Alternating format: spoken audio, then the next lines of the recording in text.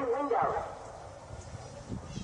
Shutting heating, ventilation, and air conditioning. Seek shelter immediately. With breaking news, the report of a shooting at Fort Hood in Texas, the nation's largest Army base. Fort Hood, the site of that other deadly shooting nearly 5 years ago. And now tonight, word of a gunman on the loose. And here is the message tweeted out to the people on base. They are told to shelter in place. Details are pouring in, and ABC's Chief Justice correspondent Pierre Thomas has the latest right now. Pierre, what are you hearing?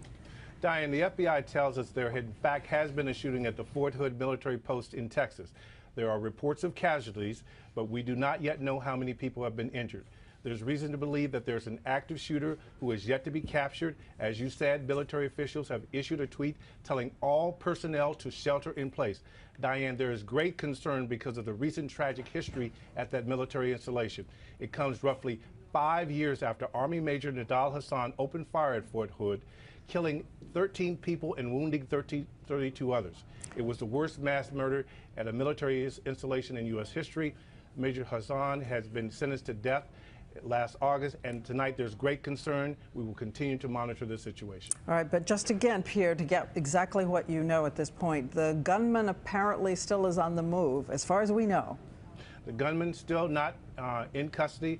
This is an active event, still ongoing, we're being told. Reports of casualties, we're still trying to get firm numbers. Again, a very active, dangerous situation. And that is a huge number of people now told to take hiding, to shelter in place. And I want to go now to Chief Investigative Correspondent Brian Ross, also making calls tonight. What are you hearing? Well, the information remains very sketchy, but here's what we do know, that it is surprisingly easy to get on a U.S. military base, a U.S. Army base. Sometimes cars aren't even checked.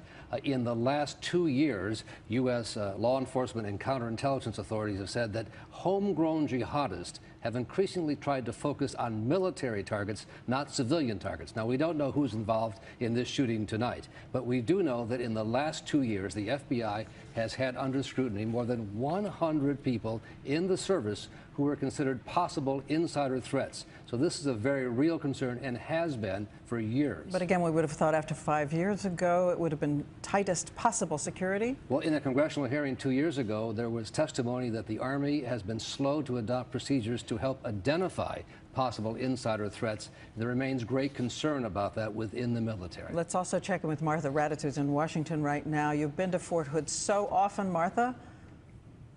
Diane, in fact, I'm supposed to be in Fort Hood this weekend, so I've been in touch with a lot of people over the last week about what was going on this weekend. In fact, they made sure that they had our ID information to get on the base, so I think it's sometimes very strict and other times it's not. At this point, we have no idea what's going on with the active shooter. We do know, confirmed, that there is an active shooter. A reminder that this is the largest Army base in the country. The 1st Cavalry Division is there. The 4th Infantry Division both have served numerous times in Iraq, in Afghanistan. To everyone on the base, all personnel on post are asked to shelter in place, and we will tell you everything we are learning as we learn it throughout this broadcast.